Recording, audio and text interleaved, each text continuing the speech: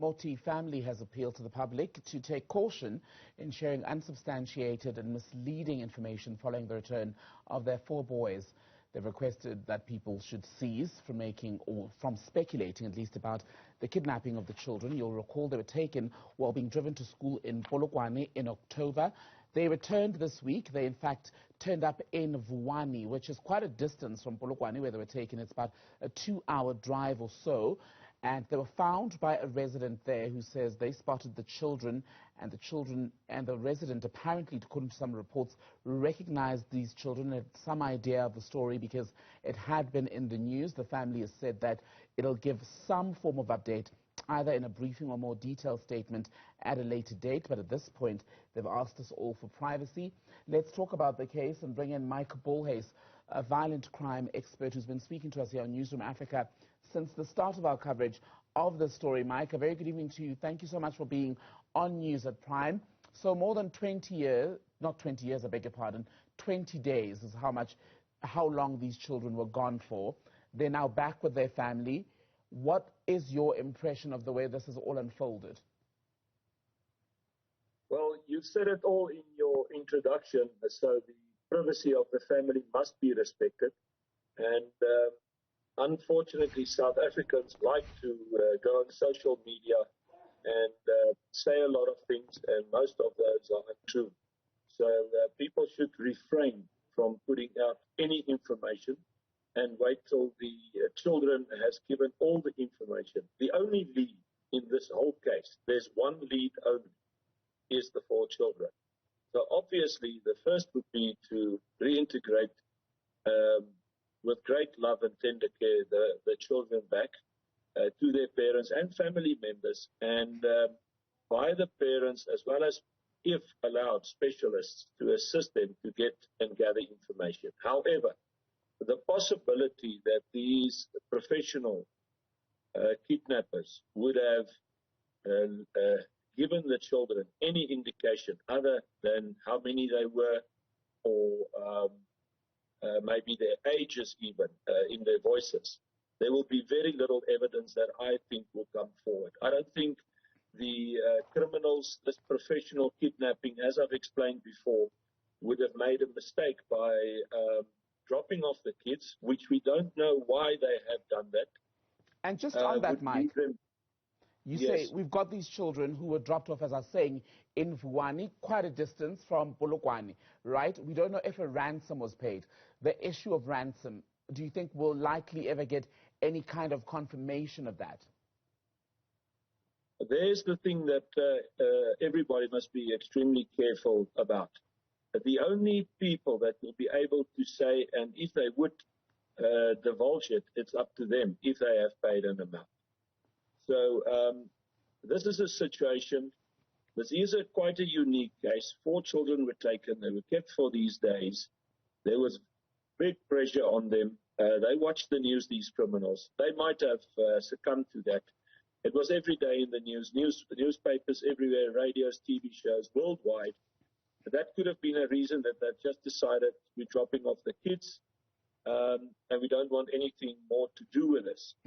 Or there has been an arrangement made. It could be financial or whatever. The only people who will be able to tell that, and it's in their decision-making by themselves alone, would be the parents or the family members if they were contacted. And you mentioned a very important issue, that of media coverage.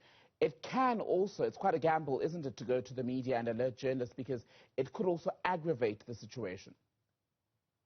Yeah, but I must absolutely thank the media, yourselves, all the TV stations, all the newspapers. In this instance, we will later know whether it's played the role or not.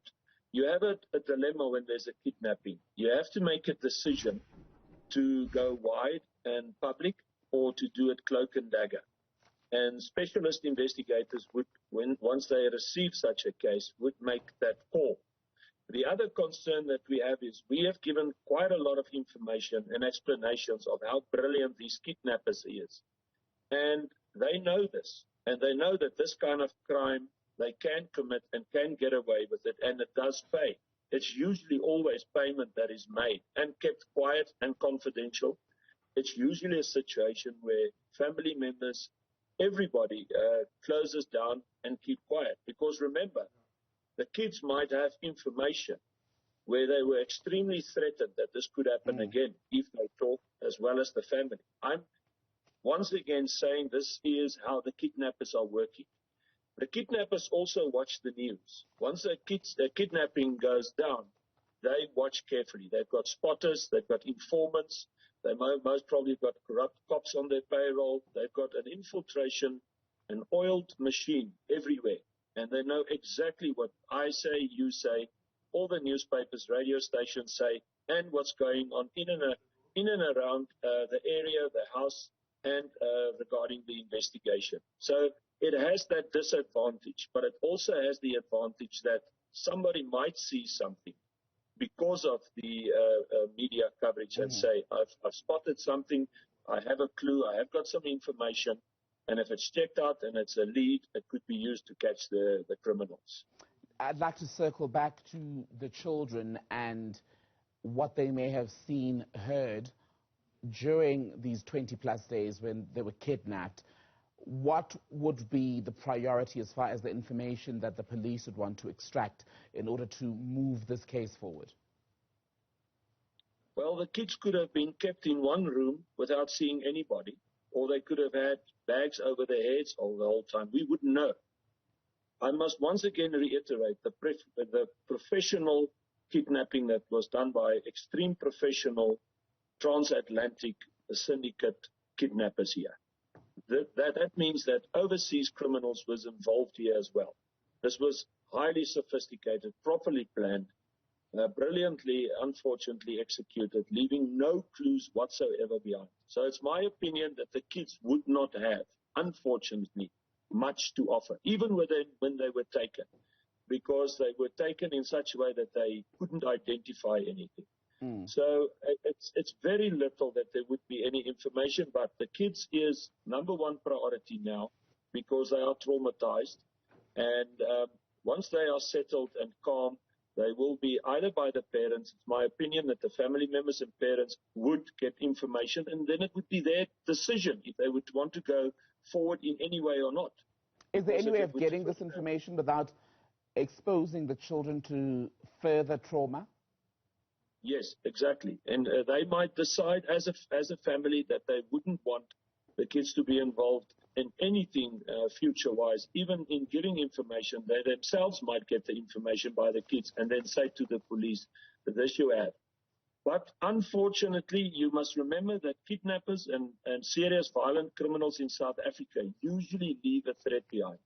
Most of the serious kidnapping cases that we've been involved with, there were serious threats made. And you can think for yourself, if you know that this could happen again, and you see how easily this has happened, and in the last couple of days there was 4 or 5 other kidnappings as well, which the media does not even know of. Also high-level kidnappings that we know of. It's a spate that has suddenly gone haywire. And the criminals, on one of the cases that was successfully handled, there was payment made, but the criminals left a very serious threat that if the authorities or specialist investigators like ourselves is in any way informed, this might happen to them again, or they might retaliate. So, Mike, you've said this before and you've explained it before right here on the channel, why you believe that this was the work of transatlantic criminals. For the benefit of those who've missed it, is it because South Africa does not have this level of sophistication in the criminal wings that operate here? It's mostly for the money's sake. When the criminals, the kidnappers, do a transaction or where there's an arrangement made, the money is not taken in South Africa. It's taken overseas. It could be Dubai, Hong Kong, or anywhere in the globe, wherever they are. These syndicates are all over the world. And as I previously explained, these syndicates plan these things 6 months ago. They do a thorough, in-depth forensic, financial identification, evaluation, investigation into the family. They know what they have. They know who they connected with. They know what's most valuable to them. They know all their assets. They know their movements. And they have spotters and people, informants, and even sometimes people in government or in police level involved, giving them information. Because we're talking about amounts that gets paid in the multi-millions. And therefore, they plan it properly. They plan the, if you can call it, the transfer of the money in such a way that it cannot be identified where it goes. And they plan it very, very carefully, where it's very difficult to track and trace this. Mike Bullhays, good to speak to you tonight. Violent crime specialist Mike Bullhays speaking to us about the abduction of the Moti brothers.